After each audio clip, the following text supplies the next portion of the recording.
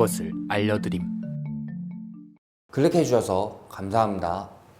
오늘은 변호사들이 흉악범을 변호할 때 진범인 걸 알면서도 숨길 때가 있는지 알려드리겠습니다. 우리가 영화에서 보면 변호사들이 협박을 받는다던가 아니면 큰 돈을 받고 흉악범들을 변호하죠. 영화 속 캐릭터들은 이 사람이 범죄자인 걸 알면서도 큰 돈 때문에 혹은 자신이 큰 이득을 얻기 위해 심리적인 갈등을 하다가 의로운 행동을 한다던가 하는 결론이 나오는데, 우리가 사는 현실에서 변호사분들은 실제로 이런 경우가 있을 때 어떤 기분이고 어떻게 행동할까 궁금했습니다. 그래서 제가 직접 찾아가서 여쭤봤어요.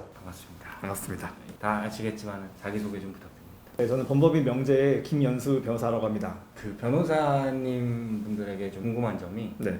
변호를 하시면서 누가 봐도 범죄자다, 진짜 누가 봐도 이 사람이 진범이, 그럼에도 변호해야 될 때가 있잖아요. 그렇죠. 네. 그때 심정이 좀 어떠신지. 원론적인 얘기긴 한데 변호사 윤리장전이라고 있어요. 그 윤리장전에 보면은 변호사는 이 의뢰인이나 아니면 사건의 내용 자체가 극악무도하고 흉악하고 이런 이유만으로 그 의뢰인을 거절하면 안 된다라는 게 있거든요. 그런데 이제 그거는 써져 있는 내용이고, 사실 변호를 하는 과정에서 여러 가지 인간적인 갈등은 있긴 하죠. 근데도 해야 되는 거예요? 해야 되는 경우가 있죠. 변호사님도 인간적인 갈등이 있다고 합니다. 하지만 의사들이 히포크라테스 선서 이런 걸 하듯이 변호사들도 이 사람이 너무 나쁜 사람이라 변호 안 한다 라고 하면서 거절할 수 없다고 해요. 그럼 영화처럼 이 사람이 진범인 걸 솔직히 털어놔도 변호사의 본분을 위해 범인이 아니게끔 변호를 한 적이 있는지 그것도 한번 여쭤봤습니다. 비밀이 보장될 거 아닙니까? 그렇죠. 변호사님한테. 그래서 솔직하게 완전히 다 얘기를 할 텐데, 변호하는 분이 범인인지는 알고 있는 경우가 많은가요? 대부분의 그런 의뢰인들은 변호사까지도 속이려고 많이 하세요. 정말 악어의 눈물 이런 걸 흘리면서 전 정말 억울합니다 라고 하는 경우가 많이 있어요. 사실 변호사에게 대놓고 제가 한 거 맞는데 근데 좀 거짓말 좀 해주세요, 저를 위해서 무죄 변론 해주세요 라고 하시는 분들은 거의 없어요. 술자리에서 나오는 얘기 있지 않습니까? 판사님도 많이 아시나요? 많이 알죠. 판사님, 변호사님은 대한민국 법을 어떻게 생각하는지. 잘못을 저지르고 법을 어기고 법을 되게 무시하는 그런 분들을 일상적으로 만나는 분들이 판사, 검사, 변호사잖아요. 법에 대한 어떤 불만이라든지 이 법에 대한 어떤 실망보다는 사람에 대한 불만이라든지 사람에 대한 실망, 회의가 좀 많아요.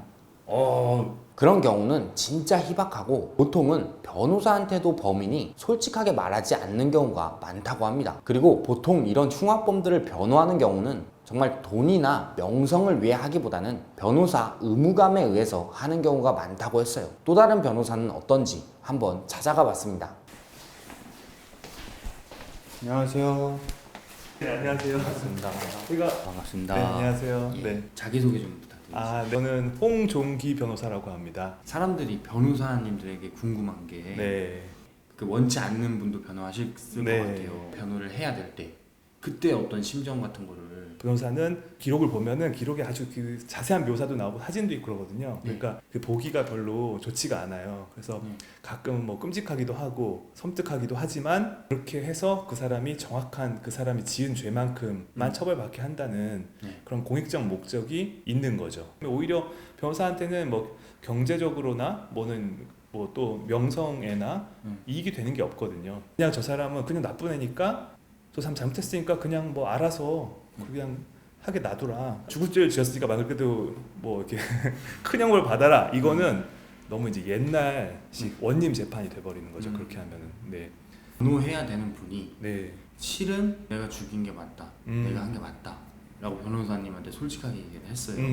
그런 경우에는 변호사들이 그냥 그 사람한테 그 사람의 잘못을 알면서도 계속 덮으려고 하는 거니까, 그거는 이제 법적 윤리에도 맞지 않고 또 법으로도 불법이기도 하고, 그러면 안 되는 거죠. 네. 실제로 그런 경우가 있었고, 변호사도 사람인지라 많이 힘들다고 해요. 하지만 적극적으로 감춰주거나 이 사람이 범인인데 범인이 아닌 것처럼 할 수는 없다고 합니다. 대한민국 법을 어떻게 생각하세요? 일단 대한민국 법 자체는 법률 체계, 그 전체적인 체계는 지켜줘야 된다고 다들 생각을 하시고 그걸 준수하시고 보수적으로 해석을 하시죠. 근데 이제 부분별로 개별적인 법 중에는 부당한 법들이 있어요. 미국이나 이런 데보다 상당히 좀 약하죠. 오늘의 결론, 변호사들에게 흉악범이 자신이 진범이 맞다, 같이 속여달라 이렇게 요구하는 경우는 거의 없다. 변호사나 판사도 우리나라 법이 약하다고 느낀다. 보통 정말 흉악범 같은 사람들을 변호할 때는 죄를 지은 만큼만 처벌받게 한다는 공익적인 목적을 생각하신다고 해요.